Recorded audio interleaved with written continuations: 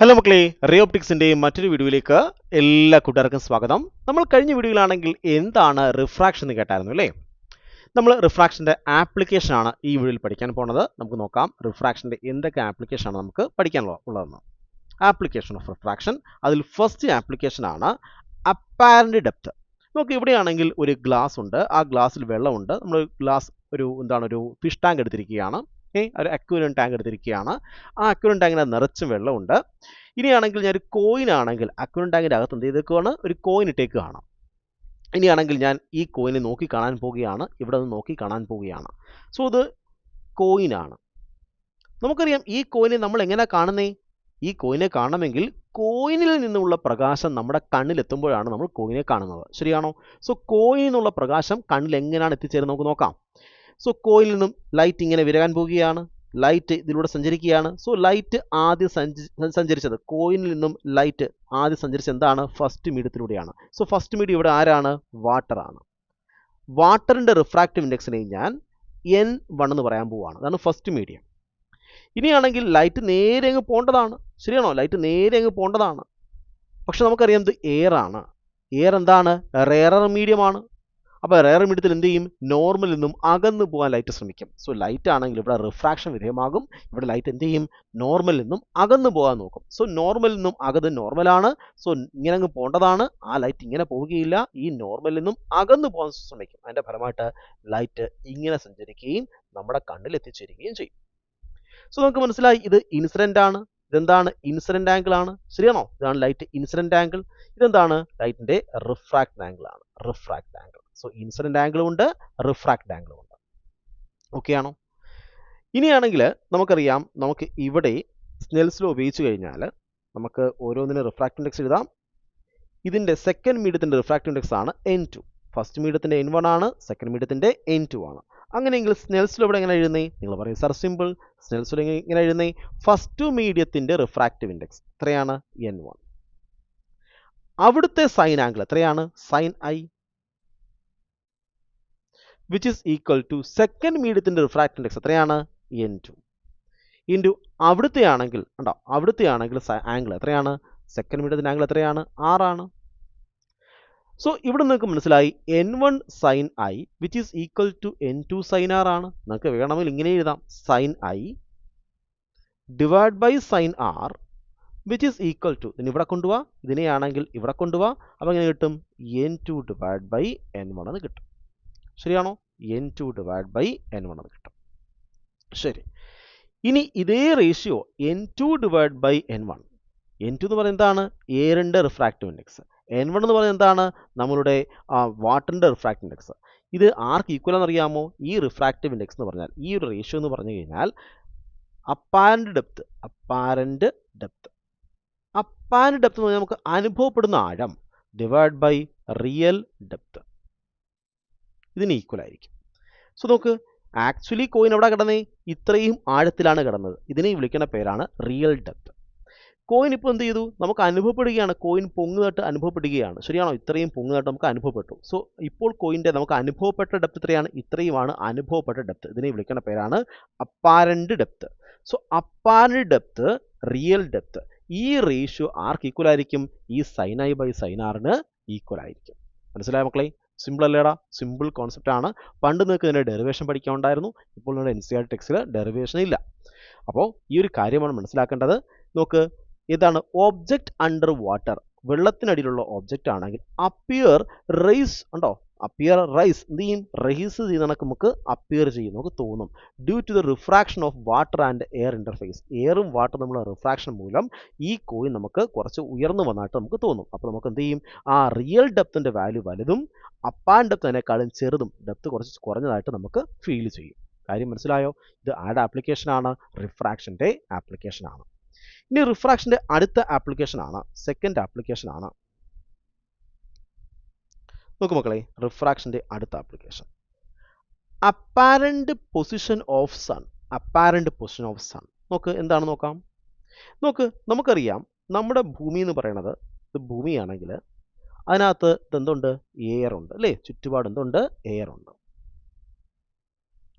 So sun light ആണെങ്കിൽ വാക്കത്തിലൂടെ കടന്ന് എയറിലേക്ക് കടക്കാൻ പോവുകയാണ്. ഉണ്ടോ? വാക്വത്തിലൂടെ കടന്ന് ഇത് വാക്വമാണ്, ഇതെന്താണ്? എയർ ആണ്. സോ വാക്വത്തിനെ വെച്ച് നോക്കുമ്പോൾ എയർ ഡെൻസർ ആണ്, വാക്വം റെയർ ആണ്. സോ ഇത് റെയർ മീഡിയം ആണ്, എയർ എന്താണ്? ഡെൻസർ മീഡിയം ആണ്. ശരിയാണോ? സോ അങ്ങനെയെങ്കിൽ ഈ വാക്വത്തിൽ നിന്നും എയറിലേക്ക് ഇറക്കുമ്പോൾ ഉറപ്പായിട്ടും നോർമലിലേക്ക് എന്ത് ചെയ്യും? ഇത് അടുക്കാൻ നോക്കും. ഇത് ഡെൻസർ മീഡിയം ആണ്, എയറിലേക്ക് കടക്കുന്നതിൻ്റെ ഫലമായിട്ട് കണ്ടിന്യൂസ് ആയിട്ട് എന്ത് ചെയ്യും? ഇത് അടുക്കാൻ നോക്കും. നോക്ക്, നമ്മളുടെ ആണെങ്കിൽ ഇതാണ് നമ്മുടെ സൂര്യൻ. സൂര്യനാണെങ്കിൽ സൂര്യൻ്റെ പ്രകാശം ഇങ്ങനെ വരികയാണ്, സൂര്യൻ ലൈറ്റ് ഇങ്ങനെ വരികയാണ്, ഇങ്ങോട്ട് വരികയാണ്. ഇവിടെ എന്ത് ചെയ്യും? ഞാനിവിടെ നോർമൽ വരച്ചു കഴിഞ്ഞാൽ, ഞാനിവിടെ നോർമൽ വരച്ച് കാണിച്ചു തരാം. നോർമൽ വരച്ചു കഴിഞ്ഞാൽ ഇത് നേരെ അങ്ങ് പോകേണ്ടതായിരുന്നു, നേരെ ഇങ്ങനെ പോകേണ്ടതായിരുന്നു. അങ്ങനെ പോകുന്നുണ്ടോ? ഇല്ല, നോർമലിലേക്ക് എന്ത് ചെയ്യും? അടുക്കും. ഇവിടെയും വീണ്ടും എന്ത് ചെയ്യും? നോർമലിലേക്ക് അടുക്കും. അങ്ങനെ കണ്ടിന്യൂസ് ആയിട്ട് അടുക്കുന്നതിൻ്റെ ഫലമായിട്ട് നമുക്ക് ഇവിടെ നോക്കുമ്പോൾ സൂര്യൻ നമുക്ക് എവിടെ കാണാൻ കഴിയും? നമുക്ക് സൂര്യനെ കാണാൻ കഴിയുന്നുണ്ട്. എവിടെ കാണാൻ കഴിയും? ഇവിടെ ആക്ച്വലി ഹൊറിസോണിൻ്റെ താഴെയാണ് സൂര്യനെങ്കിലും നമുക്ക് എന്ത് ചെയ്യാം? ഹൊറിസോണിനെ കുറച്ച് മുകളെ കാണാൻ കഴിയും. കാര്യം എന്താണ്? ഈ സൺറൈസ് ആണെങ്കിൽ കണ്ടിന്യൂസ് റിഫ്രാക്ഷൻ വിധേയമായതുകൊണ്ട് നമ്മുടെ കണ്ണിലേക്ക് എത്തും. അതിൻ്റെ ഫലമായിട്ട് നമുക്ക് തോന്നും സൂര്യൻ എവിടെ നിൽക്കുന്നതൊക്കെ തോന്നും? ഹൊറിസോണിൻ്റെ മുകളിൽ നിൽക്കുന്നതൊക്കെ നമുക്ക് തോന്നും. Refraction of sunlight through Earth atmosphere make sun appear higher than its actual position. Actual പൊസിഷനേക്കാളും മുകളിലേക്ക് സൂര്യൻ നിൽക്കുന്നതൊക്കെ തോന്നും.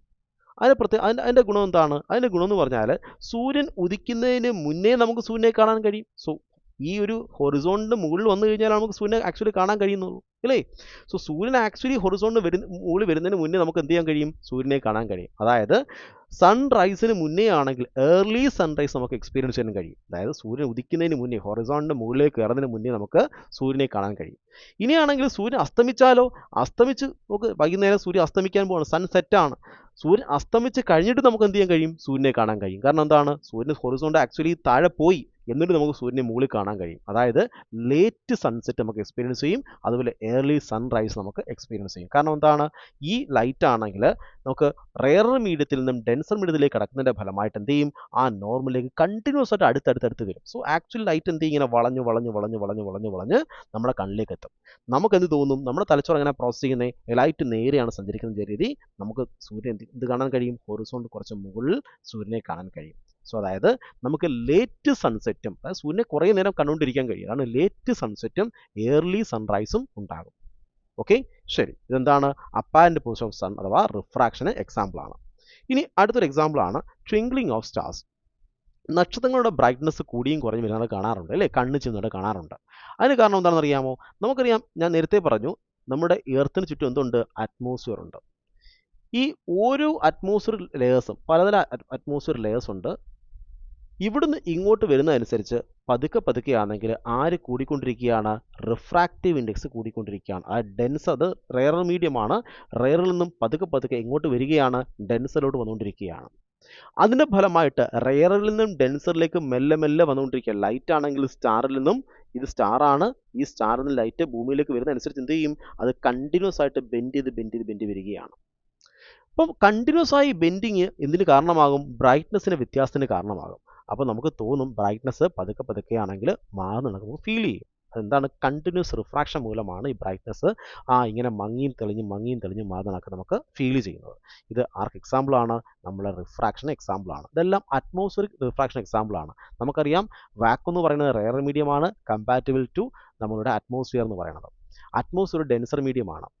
അപ്പോൾ വാക്വത്തിൽ നിന്നുമാണെങ്കിൽ ലൈറ്റ് അറ്റ്മോസ്ഫിയറിലേക്ക് കടക്കുമ്പോൾ എന്ത് ചെയ്യും? അത് കണ്ടിന്യൂസ് ആയിട്ട് റിഫ്രാക്ഷൻ വിധേയമാകും, അത് ബെൻഡ് ചെയ്യും, അതിൻ്റെ ഫലമായിട്ട് ബ്രൈറ്റ്നസ്സിന് വ്യത്യാസമുണ്ടാകും. നമുക്ക് the light from the star bend regularly, എന്ത് ചെയ്യും? Continuous refraction വിധേയമാകും.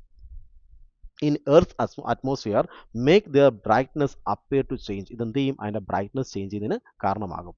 ഇങ്ങനെ നമുക്ക് നക്ഷത്രങ്ങളാണെങ്കിൽ ഇങ്ങനെ ചിമ്മി നിൽക്കുന്നതൊക്കെ ഫീൽ ചെയ്യും. ഇതൊക്കെ ആർക്ക് എക്സാമ്പിളാണ് മക്കളെ? ഇതൊക്കെയാണെങ്കിൽ റിഫ്രാക്ഷൻ്റെ എക്സാമ്പിൾസ് ആണ്. സോ എനിക്ക് തോന്നുന്നു ഇപ്പോൾ റിഫ്രാക്ഷന് നിങ്ങൾക്ക് 3 ആപ്ലിക്കേഷൻ മനസ്സിലായി. എന്തൊക്കെയായിരുന്നു? ഒന്ന്, അപ്പാരന്റ് പൊസിഷനും അതുപോലെ ആക്ച്വൽ പൊസിഷനെ പറ്റി മനസ്സിലായി. അതുപോലെ ഏർലി സൺറൈസും ലേറ്റ് സൺസെറ്റിനെ പറ്റി നമുക്ക് മനസ്സിലായി. അതുപോലെയാണെങ്കിൽ ട്വിങ്ക്ലിംഗ് ഓഫ് സ്റ്റാർസിനെ പറ്റി നമുക്ക് മനസ്സിലായി. നിങ്ങളുടെ NCERT ടെക്സ്റ്റിലാണെങ്കിൽ നമുക്ക് 3 എക്സാമ്പിൾസ് ആണ് പഠിക്കാനുള്ളത്, 3 ആപ്ലിക്കേഷനാണ് പഠിക്കാനുള്ളത്. റിഫ്രാക്ഷൻ്റെ 3 ആപ്ലിക്കേഷൻ നിങ്ങൾക്ക് മനസ്സിലാകാൻ പ്രതീക്ഷിക്കുന്നു. ഞാൻ ഈ വീഡിയോ ഇവിടെ കൊണ്ട് വൈൻഡപ്പ് ചെയ്യുകയാണ്. കൂടുതൽ കോൺസെപ്റ്റുമായിട്ട് നമുക്ക് അടുത്ത വീഡിയോയിൽ കാണാം. Have a nice study. By.